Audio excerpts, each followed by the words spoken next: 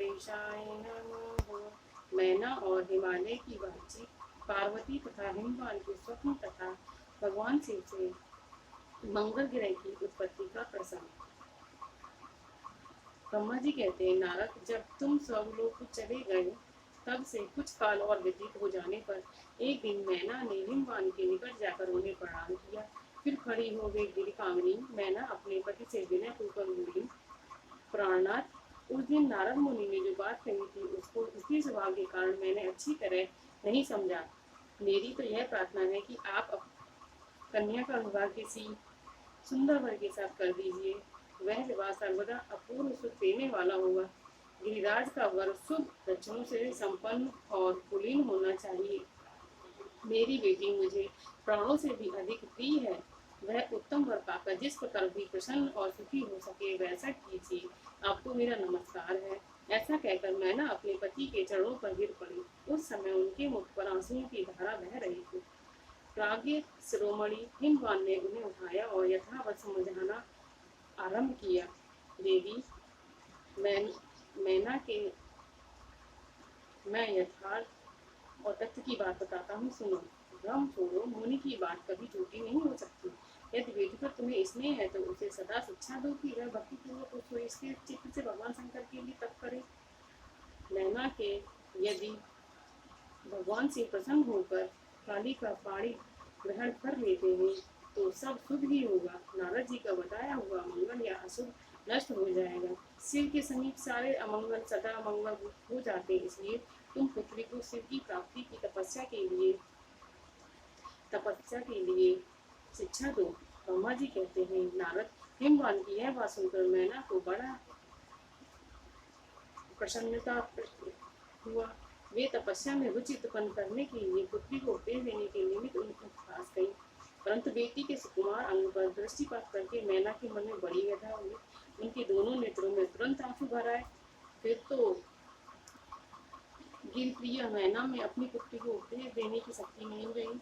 अपनी माता की उस चेष्टा को पार्वती जी सी ताड़ गई। तब वे सर्वज्ञ परमेश्वरी कालिका देवी माता को बारंबार आश्वासन दे तुरंत बोली, माँ, तुम बड़ी समझदार हो, मेरी ये बात सुनो। आज पिछली रात्रि के समय ब्रह्म मुहूर्त में मैंने एक स्वप्न देखा है, उसे बताती हूँ। माता जी, स्वप्न में एक दयालु एवं तपस्वी ब्राह्मण ने मुझे शिव की प्रसन्नता के लिए उत्तम तपस्या करने का प्रसन्नता पूर्वक उपदेश दिया है।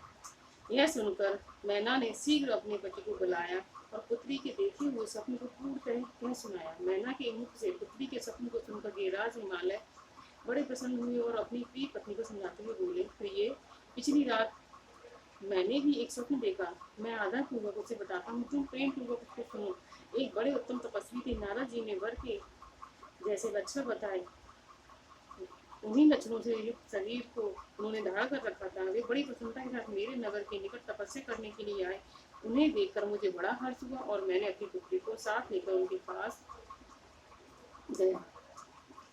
उस समय मुझे ज्ञात हुआ कि नारद जी के बताए हुए वर भगवान शंभु ये ही हैं। तब मैंने उन तपस्वी की सेवा के लिए अपनी पुत्री को उपदेश देकर उनसे भी प्रार्थना की कि वे इसकी सेवा स्वीकार करें, परंतु उस समय उन्होंने मेरी बात नहीं मानी। इतने में ही वहाँ संख्या और वेदांत के अनुसार बहुत बड़ा विवाद छिड़ गया। तदंतर उनकी आज्ञा से मेरी बेटी वहाँ रह गई और अपने हृदय में उन्हीं की कामना रखकर भक्ति पूर्वक उनकी सेवा करने लगी। सुमुखी, यही मेरा देखा हुआ स्वप्न है जिसे मैंने तुम्हें बता दिया। प्रिय, मैंने कुछ काल तक इस स्वप्न के फल की परीक्षा या प्रतीक्षा करनी चाहिए। तुम इस समय यही उचित जान पड़ो। तुम निश्चित समझो, यही मेरा विचार है। ब्रह्मा जी कहते हैं, ईश्वर। नारद ऐसा कहकर गिरिराज हिमवान और मैना का शुद्ध हृदय से उस स्वप्न के फल की परीक्षा एवं प्रतीक्षा करने लगे। देवर्षि शिव भक्त शिरोमणि भगवान शंकर का यश परम पावन मंगलकारी भक्तिवर्धक और उत्तम है। तुम इसे आदर पूर्वक सुनो। दक्ष शब्द से अपने निवास स्थान कैलाश पर्वत पर आकर भगवान शंभु प्रिया ग्रह से कातर हो गए और प्राणों से भी अधिक प्यारी सती देवी हृदय से चिंतन करने लगे। अपने पार्षदों को बुलाकर सती के लिए शोक करते हुए उनके प्रेम वर्धक गुणों का अत्यंत प्रीति पूर्वक वर्णन करने लगे। यह सब उन्होंने सांसारिक गति को दिखाने के लिए किया। फिर गृहस्थ आश्रम की सुंदर स्त्री तथा नीति रीति का परित्याग करके वे दिगंबर हो गए और सब रूपों में उन्मत्त की भांति भ्रमण करने लगे। लीला कुशल होने के कारण ग्रह की अवस्था का प्रदर्शन करने लगे। सती के विरह से दुखित हो कहीं भी उनका दर्शन न पाकर भक्त कल्याणकारी भगवान शंकर पुनः कैलाश गिरी पर लौट आए और मन को यकीन पूर्वक एकाग्र कर समाधि ली, जो समस्त दुखों का नाश करने वाली है। समाधि में अविनाशी स्वरूप का दर्शन करने लगे। इस तरह तीनों गुणों से रहित हो वे भगवान से चिरकाल तक सुस्थिर भाव से समाधि लगाए बैठे रहे। वे प्रभु स्वयं ही माया के अधिपति निर्विकार पर ब्रह्म है। तदंतर जब असंख्य वर्ष बीत गए तब उन्होंने समाधि छोड़ी। उसके बाद तुरंत ही वे जो चरित हुआ उससे मैं तुम्हें बताता हूँ। भगवान शिव के ललाट से उस समय श्रम जनित पसीने की एक बूंद पृथ्वी पर गिरी और तत्काल एक शिशु के रूप में परिणित हो गई। उन्हें उस बालक के 4 भुजाएं थी, शरीर की कांति लाल थी और आकार मनोहर था। दिव्य त्रुटि से दीप्तमान वह शोभाशाली बालक अत्यंत दूसरा तेज से संपन्न था। तथापि उस समय लोकाचार परायण परमेश्वर शिव के आगे वह साधारण शिशु की भांति रोने लगा। यह देख पृथ्वी भगवान शंकर से वह मान उत्तम बुद्धि से विचार करने के बजाय सुंदर स्त्री का रूप धारण करके वहीं प्रकट हो गई। उन्होंने उस सुंदर बालक को तुरंत उठाकर अपनी गोद में रख लिया और अपने ऊपर प्रकट होने वाले दूध को ही स्तन्य के रूप में उसे पिलाने लगी। उन्होंने स्नेह से उसका मुख चूमा और अपना ही बालक मान हंस हंस कर उसे खिलाने लगी।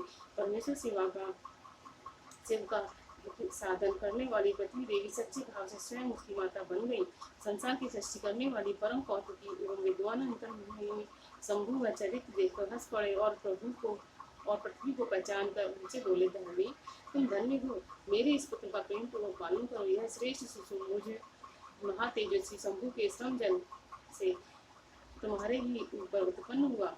हे वसुदेव, यह प्रियकारी बालक यद्यपि मेरे समझल से प्रकट हुआ तथापि तुम्हारे नाम से तुम्हारे ही पुत्र के रूप में इसकी ख्याति होगी। यह सदा विविध पापों से रहित होगा, अत्यंत गुणवान और भूमि देने वाला होगा। यह मुझे भी सुख प्रदान करेगा। तुम इसे अपनी रुचि के अनुसार ग्रहण करो। ब्रह्मा जी कहते हैं, नारद ऐसा कहकर भगवान शिव चुप हो गए। उनके हृदय में ग्रह का प्रभाव कुछ कम हो गया। उनमें ग्रह क्या था, वे लोकाचार का पालन कर रहे थे। वास्तव में सब पुरुषों के प्रिय श्री रुद्रदेव निर्विकार परमात्मा ही है। शिव की उपयुक्त आज्ञा को शिरोधार्य करके पुत्र सहित पृथ्वी देवी शीघ्र ही अपने स्थान को चली गई। उन्हें अत्यंत सुख मिला। वह बालक भौम नाम से प्रसिद्ध हो युवा होने पर तुरंत काशी चला गया और वहां उसने दीर्घ काल तक भगवान शंकर की सेवा की। विश्वनाथ जी की कृपा से ग्रह की पदवी पाकर वे भूमि का कुमार शीघ्र ही श्रेष्ठ एवं दिव्य लोक में चले गए, जो सुख लोक से परे है।